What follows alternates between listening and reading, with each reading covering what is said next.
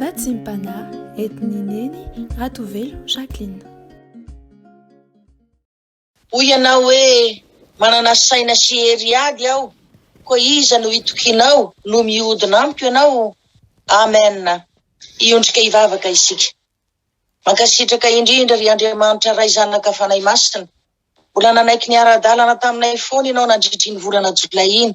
Ary ankehitriny dia mbola notahinao izahay, nosoavinao, nomenao tombonandrom-pahavelomana ka afaka indray hiatrika ity volana Aogositra ray manontolo ity hiaraka sy fampitantana aminao. Saotra betsaka tompo malala, mbola nomenao tombom-pahasoavana ihany koa izahay ka afaka hiatrika indray izao fotoam-bavaka masina izao miaraka aminao. Afaka koa andray ny sakafom-panahy avy aminao, ampaherezana anay, anavao sy anitsy ny lalanay, ary anaranay ny didinao sy ny sitraponao rehetra. Mamelany elokay tompo, mamindrafo aminay, dia mpasasao amin'ny rasonao zay, mba ahafahanay mandray sy mitahiry tsara ny teninao, ary koa mba hitondra hery, tanjaka fahasalamana ho an'ny vatanay. Ary indrindra ihany koa ahafahanay mizara ny teninao eo amin'ny manodidina anay rehetra. Dia mba fenony fanahy masinao zay tompo, mba hanolotsaina sy hitari-dalana anay hatrany, mba tsy andehananay raparapanay any amin'ny aizina. Dia mitenena tompo fa vonona ianao izay mpanomponao. Amen. Dia mbola faly miarabantsika tsirairay avy amin'ny anaran'ny tompo ry havana, ary faly ihany koa manonona ny fahasoavana ho mba-piadanana avy amin'Andriamanitra ray sy Jesosy Kristy tompo, ary ny hery fampiraisana avy amin'ny fanahy masina. Amen. Ny teny izay angalatsika fampaherezana androany ry havana dia izay hita ao amin'ny bokin'ny Romanina toko 9:4 ka hatrany amin'ny 12. Romains chapitre 8 verset 14 jusqu'à 18. Rehefa hita dia ho vakitsika amin'ny anaran'i Jesosy Kristy tompony teny. Fa izay tariny fanahy masin'Andriamanitra no zanak'Andriamanitra, fa tsy nandray ny fanahy mpanandevozana ho amin'ny tahotra indray ianareo, fa nandray ny fanahy ny zanaka natsangana zay antsonantsika hoe Aba Raio. Ny fanahy dia miara-milaza amin'ny fanahitsika fa zanak'Andriamanitra isika, ary raha zanaka dia mpandova. Eny, sady mpandovan'Andriamanitra no mpiray lova amin'ny Kristy koa. Raha miara-miaritra aminy isika mba hiara manambonina hatraminy koa. Fa ataoko fa ny fahoriana amin'izao andro ankehitriny izao dia tsy tokony hoarina amin'ny voninahitra aseho amintsika. Amen. Izany andin-tsoratra no angalatsika fampaherezana androany ho vatsy fanahintsika. Fantatsika tsara tokoa fa ny tenin'Andriamanitra ao amin'ny Jaona toko 7 ny 9:20 dia milaza toy izao hoe, fa toy izao no nitiavan'Andriamanitra izao tontolo izao, nomeny ny zanan'alahy tokana mba tsy ho very zay rehetra mino azy, fa hanana ny fiainana mandrakizay. Izany hoe na dia eo azy ny fahotantsika sy ny fahalementsika, dia miandra sy mamindra fo amintsika mandrakariva ny tompo, indrindra rehefa tena mino azy isika. Ary zany indrindra no tsy zakan'ny devoly ry havana, ka idediavany ny fomba maro isan-karazany antavonatsika, anapotehana ny toe-po sy ny toe-tsaitsika. Ka raha vao misy zavatra tsy mifanaraka amin'ny sitrapontsika kely fotsiny, na hoe ela vao mivaly ny valim-bavaka, dia ny fo sy ny saina no tafiany devoly voalohany indrindra. Dia kivy sy reraka isika, tsy mahavita mivavaka intsony, ary dia tanteraka ny tanjon'ny devoly. Iainantsika ao anatin'ny fikorotanan-tsaina tanteraka, iainantsika ao anatin'ny tahotra sy ny tebiteby isanandro, ary tsy mba hitantsika fiadanam-po izany. Ary ny devoly ry havana maharatsy azy, dia tsy hijanona eo fotsiny izy, fa tsy havelona isika raha tsy tena lavo, ary hodina tanteraka amin'Andriamanitra, indrindra fa raha kely vavaka isika. Ka izany no itenenan'Andriamanitra amintsika ao amin'ny Jakoba toko 4 ny 7 manao hoe, ka dia manekehan'Andriamanitra ianareo, ary manoera ny devoly dia handositra anareo izy. Noho izany dia aoka isika samy ezaka nohitra ny efipetsin'ny Satana amin'ny alalan'ny vavaka mandrakariva ka tsy reraka, ary amin'ny alalan'ny fifikirana n'Andriamanitra foana, mba hahatonga antsika ho mpandovan'Andriamanitra ary mpiray lova amin'i Jesosy Kristy, ary raha miara-miaritra aminy isika dia hiara-manambonina aminy koa. Aoka tsy avelantsika ameny ny fotsika ry havana miareny izao tontolo izao, izay mety ho loha sy ho levina ihany, fa tsy misy afa-tsy ny fanjakan'Andriamanitra irery ihany. no maharitra mandrakizay. Azadiny koa ry havana fa na dia mandalo zavatsarotra aza ane isika na dia nambisy fanantenana aza ny zavatra rehetra izay ataontsika ny tompo mbola tsy niteny tamintsika mihitsy akory hoe miala amiko fa tsy vitako intsony ianareo, tsy voavahako intsony ny olanareo fa sarotra loatra. Tsy ry havana, tsy mbola nitsahatra nampahery antsika ny tompo. Fa na dia mandalo fahoriana azy isika dia miteny amintsika foana ny tompo hoe izao efa naharesy izao tontolo izao. Ary ao amin'ny Romanina toko 9 ny 9:20 izay voavy novakitsika teo ry havana dia hoy Paoly apôstôly hoe fa ataoko izy fa ny fahoriana amin'izao ankehitriny izao dia tsy tokony hoarina amin'ny voninahitra izay ao aseho amintsika akory.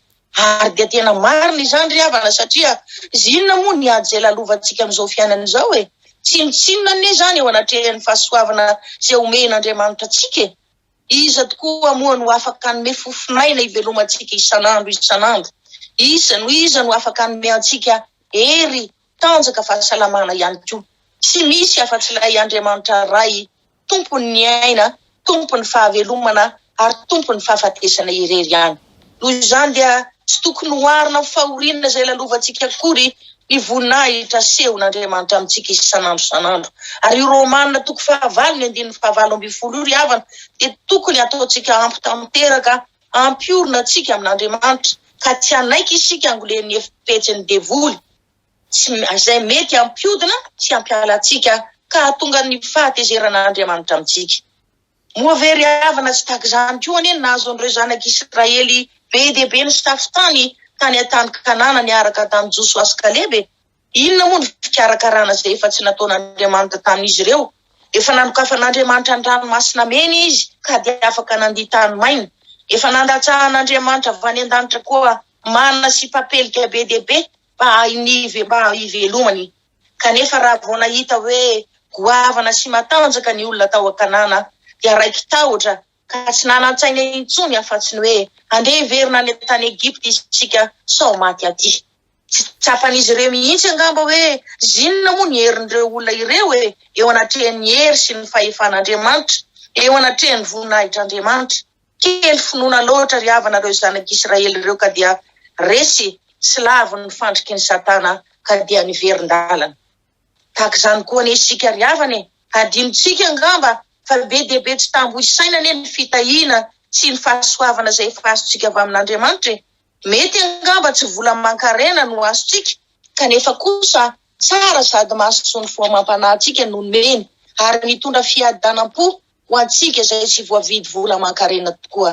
Ka aoka rehetra izay sedrana fahasarotana miseho amin'ny fiainantsika no andeha ampiodina sy halantsika amin'Andriamanitra. Tsarovy fa ninona fahasarotana miseho amin'ny fiainantsika dia aoka tsy hoaritsika amin'ny voninahitra asehon'Andriamanitra amintsika akory izany satria tsinotsinona loatra ry havana ny zavatra ny tany izay mameno ny fontsika zanak'olombelona. Eto dia ny zanak'Israely ray manontolo no nanapa-kevitra hiverin-dalana no nitahotra ireo olona tao Kanana fotsiny ihany.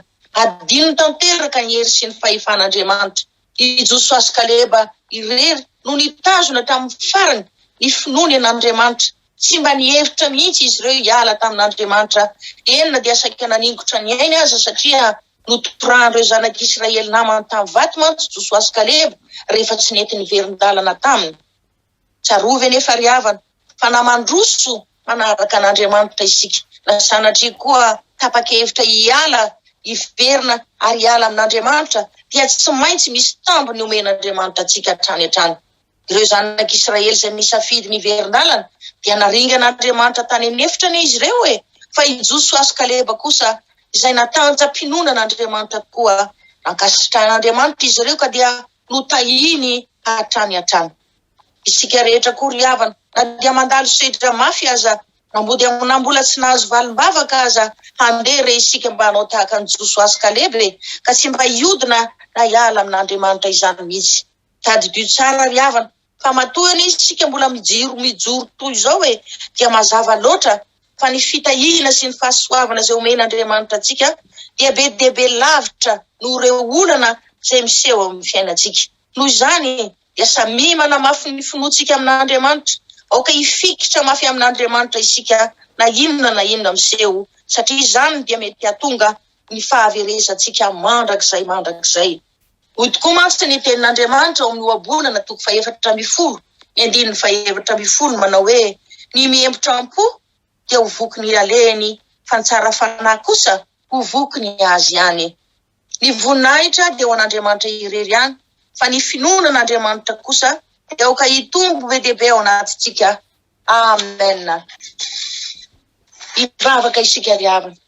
Efa tena tombotra dia tombotra tokoa ny andronao ry tomponay sy mpanjakanay io, ka tsy nitsahatra tokoa ianao mananatra nay zanakao asan'ny tananao. Fantatrao tokoa mantsy ankehitriny, efa tena mandrofotsiny devoly fahavalonay, mitady ny hevitra rehetra andavonanay, ampiodina ka ampialanay aminao Andriamanitray. Soa rehefa tianao loatra izay Tompo, ka dia tsy mba nijery ny fahotanay ianao, tsy nijery ny faratsinay ianao, fa ny teny nananatra nay isanandro. Ary androany dia nabaribarinao taminay, fa raha tsy nisoavinao izahay, dia tsy mba tafajoro toy izao. Mifona aminao ihany koa izay Tompo noho ny fahadiso-kevitray, satria raha vao tsy vola mankarena ny Jesosy no azonay avy aminao dia tsy heverinay ho fahasoavana izany, tsy tsapanay akory, fa io rivotra ihany anay isanandro io, be dia be ny mpanambola mividy an'io ankehitriny.